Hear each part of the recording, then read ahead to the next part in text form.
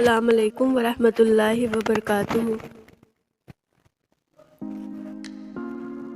مجھے تھوڑا عجیب لگتا ہے جب کوئی مجھے جاننے کا دعویٰ کرے۔ میں جیسی نظر آتی ہوں نا، بالکل ویسی ہی ہوں۔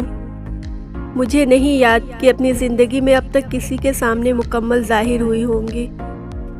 حالانکہ میں اپنا بوجھ اٹھاتے تھک چکی ہوں، لیکن میں اپنا بوجھ کسی کے کاندھوں پر نہیں ڈال سکتی۔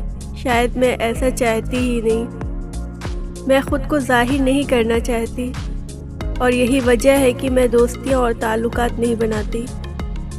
تمہاری طرح مجھے بھی یہی لگتا ہے کہ میں اپنی شدت پسندی کی وجہ سے دوستی کے نام پر دوسروں کے ساتھ ناانصافی کر جاتی ہوں۔ میں بہت ہی زیادہ عجیب سی لڑکی ہوں کہ اگر میں بولوں تو میرے جتنی کسی کی زبان نہ چلے، چپ رہوں تو میرے جتنا خاموش کوئی نہیں، میں میک اپ کروں تو میرے جتنا خوبصورت کوئی نہیں، میں خود کو فراموش کر دوں تو میرے جتنا بدصورت بھی کوئی نہیں، میں اپنا خیال رکھوں تو میرے جتنا خوش کوئی نہیں، اور اگر میں خود کو اکیلا چھوڑ دوں تو میرے آنسوؤں کا کوئی حال نہ رہے۔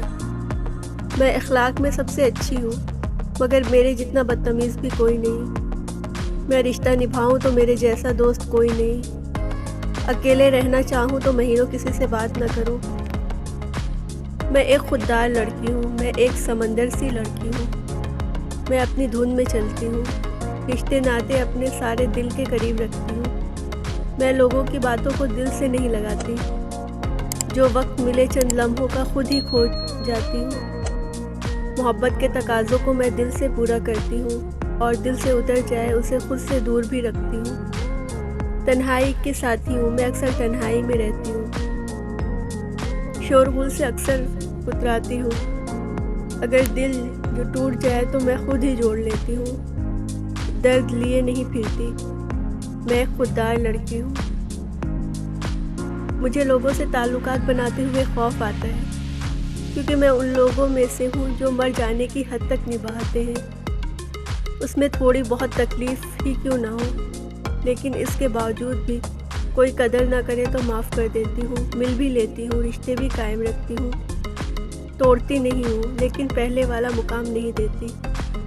اس لیے میں بہت کم تعلقات بناتی ہوں، جو بنا لیتی ہوں عمل سے بھی، محبت سے بھی عزت دیتی ہوں، اور زبان سے مر جانے کے حد تک نبھاتی ہوں۔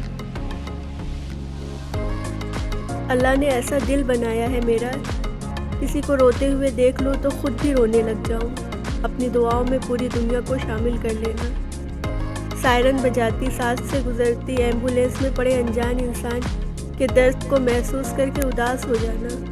دور، بہت دور آسمان میں جہاز دیکھ کر ان میں موجود لوگوں کے لیے دعا مانگنا کہ اللہ پاک انہیں حفاظت سے اپنے اپنے پیاروں تک لے جانا۔